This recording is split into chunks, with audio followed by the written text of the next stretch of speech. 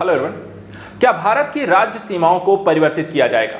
क्या जनवरी 2025 के बाद जनगणना शुरू होगी और क्या इस जनगणना में जातिगत जनगणना को कराया जाएगा या नहीं? आज इस मुद्दे को लेकर के यहां पर विश्लेषण करने जा रहे हैं, क्योंकि इसको लेकर के जनगणना रजिस्ट्रार के द्वारा यहां पर एक अपडेट दी गई है और इस अपडेट के माध्यम से देखा जाए तो जनगणना जनवरी 2025 के बाद शुरू हो सकती है। इसका इंतजार लगातार 2021 से किया जा रहा है और कब होगी ये जनगणना, इसको लेकर के भी यहाँ पर लगातार चुनौतियां बनी रही हैं। अब फाइनली जाकर यहाँ पर इसको लेकर अपडेट आई है। इस अपडेट में यहाँ पर राज्य की सीमाओं में परिवर्तन करने को लेकर के भी यहाँ पे जो जानकारी यहाँ पर है उसको भी समझने का हम प्रयास करेंगे। सबसे पहले देखें जो न्यूज़ है यहाँ पर कि जनवरी 2025 के बाद जनगणना शुरू हो सकेगी। सीमाएं जो हैं बदलने को लेकर के यहाँ पर अब तक रोक लगी हुई थी, उसे हटा दिया गया है और 31 दिसंबर तक राज्य के बॉर्डर यहाँ पर बदल सकते हैं। ये सारी जो जानकारी है जनगणना रजिस्ट्रार ने एक जनगणना से संबंधित एक आदेश के माध्यम से यहाँ पर दिया है, जिसके बाद आगे चल करके लगातार भारत के विभिन्न राज्यों के द्वारा, अलग अलग क्षेत्रों के द्वारा, राजनीतिक पार्टियों के द्वारा एक राज्य की भी मांग यहाँ पर की जा रही है। दूसरी तरफ जातिगत जनगणना कराने को लेकर भी लगातार मुद्दा उठाया गया है। भारत में जनगणना को लेकर के पूरा मुद्दा अगर हम समझने का प्रयास करते हैं तो उससे पहले आइए समझते हैं कि क्या राज्य की सीमाओं में परिवर्तन हो सकता है। अगर हम इसमें देखें तो ये देशव्यापी जो जनगणना है वर्ष 2025 में ही शुरू हो पाएगी और जनगणना रजिस्ट्रार ने एक आदेश इसके लिए जारी किया है। इस आदेश में राज्यों को अपने मंडलों, जिलों, सब डिवीजनों, तहसीलों और गांवों की सीमाएं 31 दिसंबर 2024 तक यहां पर बदलने की छूट दे दी गई है। पहले यह सीमा जो थी वो 30 जून तक ही थी, जिसे यहां पर अब छूट यहां पे आपको कह सकते हैं कि अपनी राज्य की सीमाओं के परिवर्तन जो है दिसंबर तक कर दिया गया है। और जनगणना शुरू कराने के लिए सरकारी जो सीमाएं हैं वो सील करनी पड़ती है, जो कि यहां पर अब ये शर्त लागू नहीं हो रही है दिसंबर तक। ऐसी स्थिति में 1 जनवरी 2025 के बाद कभी भी जनगणना यहां पर शुरू हो सकेगी, यानी कि जनवरी से भी हो सकती है, फरवरी में भी जा सकती है, लेकिन 2025 में जनगणना आपको शुरू हो सकती है। तो एक तो ये चीज यहां पे स्पष्ट है कि राज्य अगर चाहेंगे, राज्यों की सीमागत चीजों में मंडलों को, डिवीजन, जिले, तहसील वो यहां पे परिवर्तित हो सकते हैं।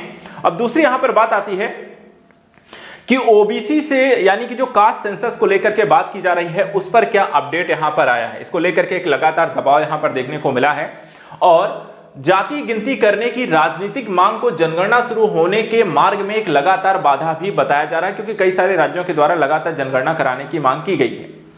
केंद्र को इस बारे में निर्णय लेना है कि जनगणना में ओबीसी संबंधी सवाल को जोड़ा जाए या नहीं।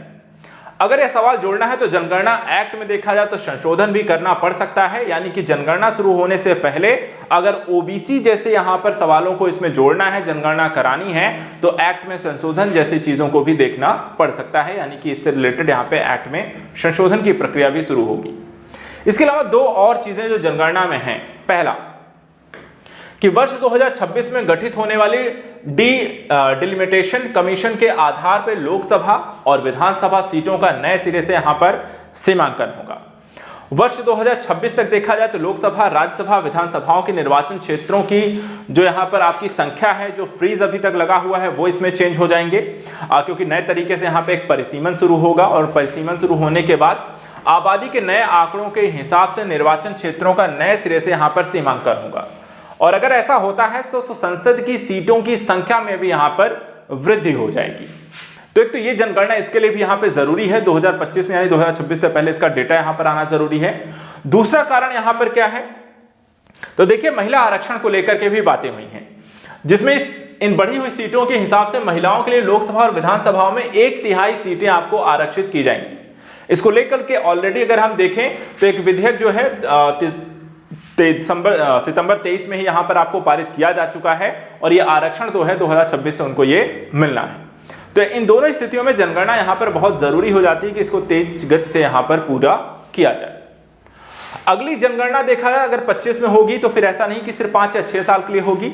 इसकी मान्यता कब तक होगी? इसकी मान्यता देखा जाए तो अगले 10 सालों के लिए होगी, यानी कि अगर वर्ष 2025 की जनगणना का सेंसस चक्र यहां पे शुरू होता है तो ये पूरे 10 साल 2025 से 2035 तक यहां पर रहेगा और वर्ष 2045 में फिर यहां पर आपको जनगणना होगी, यानी कि हर 10 साल का एक जो डेटा यहां पर रहता है। तो 2025 फिर 35, 2045 इस तरीके से चीजें चलती रहेंगी। 1881 से अगर देखें तो हर 10 साल में यहाँ पर होने वाली जनगणना जो 2021 में यहाँ पर शुरू होनी थी, लेकिन यहाँ पर देरी हो चुकी है। अब तक देखा जाए तो 3 से 4 सालों की, और पूरी कवायद जो है 2 से 2.5 साल में यहाँ पर पूरी होती है। तो धीरे धीरे ये पूरी प्रक्रिया जब तक होगी तो 4 से 5 साल का और गैप हो जाना है। ऐसे में इस डेटा को वर्ष 2031 तक सीमित रखना भी तार्किक नहीं होगा कि चीजों को पूरा करें और फिर से उसकी जनगणना करते करते 5 साल और बिताएं। तो अगर जनगणना यहां पर होती है तो ये अगले 10 साल के लिए इसकी मान्यता यहां पर बनी रहेगी, यानी कि अगली जनगणना 2035 में ही जाकर होगी। इस बार की जनगणना डिजिटल होगी और सेल्फ इन्यूमरेशन ऐप का भी इसमें सहारा लिया जाएगा। जनगणना की जो कवायद 3 वर्ष में फैली होती है उसे 18 से 24 महीने में पूरा करने को लेकर के भी यहां पे डिजिटल तरीके से सेंसस कराया जाएगा। इसके लिए क्या क्या करना होगा, तो जनगणना निर्वाचन देखा जाए तो क्षेत्रों का परिसीमन इसमें होगा, और योजनाएं नीतिगत बनाने के लिए भी देखा जाए तो यहां पे जनगणना बहुत जरूरी होती है। साथ ही शासन प्रशासन के लिए जनगणना का बेसिक डेटा यहां पर होना भी बहुत जरूरी है, जिसके माध्यम से सभी चीजों का आकलन करना संभव हो। जनगणना में जुटाए गए आंकड़ों के आधार पर ही तय होगा कि विधानसभा और लोकसभा में कितने सीटें यहां पे आरक्षित होंगी। साथ ही जनगणना के आधार पर ही सरकार समाज कल्याण संबंधी यहां पर नीतियां बनाती है और उस आधार पर अपनी पॉलिसीज को लागू भी करती है। जनगणना के बाद देखा जाए तो संसदीय और विधानसभा निर्वाचन क्षेत्रों का भी यहां पे परिसीमन होगा। लोकसभा, राज्यसभा, विधानसभा के निर्वाचन क्षेत्रों की संख्या 2026 तक यहां पर घट और बढ़ दोनों हो सकती है। वर्ष 2021 की आबादी के हिसाब से निर्वाचन क्षेत्रों को नए सिरे से भी यहां पर आपको नामांकन करना होगा, और इसके हिसाब से यहां पर सीटें भी आपको बढ़नी तय हैं। और जो बढ़ी हुई सीटें हैं उसमें महिलाओं के लिए लोकसभा और विधानसभा के लिए भी 1/3 सीटें आपको आरक्षित करनी है। वहीं अगर हम जातियों के संदर्भ में बात करें कि क्या जातिगत यहां पर जनगणना होने वाली है, जो तीसरा इसमें मुद्दा यहां पर शामिल है, तो यहां पे देखें तो जनगणना एक्ट 1948 को अगर आप देखें तो इस एक्ट में SC ST की जनगणना का यहां पर प्रावधान है, लेकिन क्या OBC की गणना का यहां पे प्रावधान है या नहीं है। तो OBC की गणना अगर हम देखें तो इसमें संशोधन करना होगा, और OBC की 2650 जातियों के आंकड़े यहां पर इसके माध्यम से सामने आएंगे।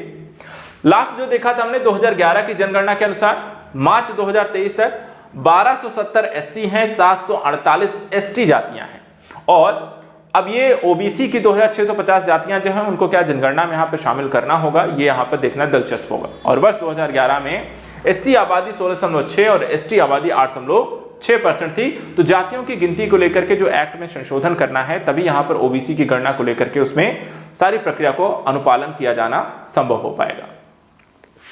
इसके अतिरिक्त सामाजिक आर्थिक गणना के आंकड़े यहाँ पर देखा जाए तो जारी नहीं हुए हैं।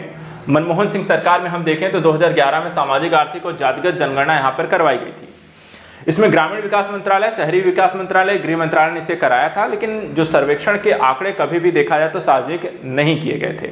और ग्रामीण विकास मंत्रालय की वेबसाइट पर इसके SC ST हाउस होल्ड के आंकड़े भी यहाँ पर आपको जारी किए गए थे, यानी कि पूरा डेटा यहाँ पर उसका जारी नहीं किया गया था। तो क्या इस बार यहाँ पर जो आपको आएगा उसमें इन सारे डेटा को शामिल किया जाएगा, ये भी देखना आपको दिलचस्प होगा।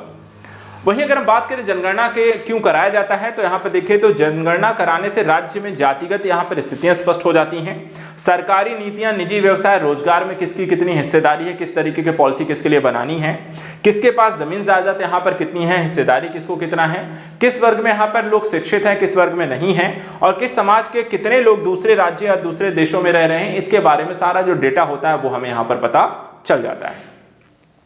रही बात इसकी शुरुआत की, तो यहाँ पर अंग्रेजों के द्वारा यहाँ पर सबसे पहली बार 1881 में अंग्रेजों के द्वारा जनगणना यहाँ पर कराई गई थी। उसके बाद 1931 से 1941 में जातिगत जनगणना यहाँ पर हुई, लेकिन इसके आंकड़े कभी यहाँ पे आपको सार्वजनिक नहीं किए गए हैं। वही भारत के संविधान निर्माताओं के द्वारा आजाद भारत की पहली जो कैबिनेट बैठक हुई थी, उसमें भी अगर हम देखें तो नेहरू, पटेल और अंबेडकर और मौलाना आजाद जैसे नेता यहाँ पर इसमें शामिल थे। उन्होंने यह तय किया था कि हम जातिगत जनगणना नहीं कराएंगे क्योंकि यह समाज में विभाजनकारी यहाँ पर हो सकता है। और ऐसी स्थिति में आज़ादी के बाद 1951 में जो पहली यहाँ पे जनगणना हुई, इसमें सभी जातियों के बजाय सिर्फ SC ST की ही यहाँ पर गणना की गई थी। जनगणना में SC ST की गिनती इसलिए कराई गई थी क्योंकि इनके आरक्षण देने का यहाँ पे संवैधानिक बाध्यता थी, इसलिए यहाँ पर इनका आरक्षण एक तरीके से हम देखें तो इसको लेकर के यहाँ पे जनगणना होती है, लेकिन बाकी किसी जातियों को लेकर के जनगणना के संदर्भ में यहाँ पे चीज़ों को संशोधन करने की आवश्यकता है। तो आज के सेशन में इतना ही। जनगणना को लेकर के आज हमने यहाँ पर इसको एनालिसिस किया है। नेक्स्ट वीडियो में कैसी इंपॉर्टेंट न्यूज़ को लेकर के लगातार आप हमारे साथ जुड़े रहें, देखते रहें और सब्सक्राइब करके रखें। Thank you so much and good luck.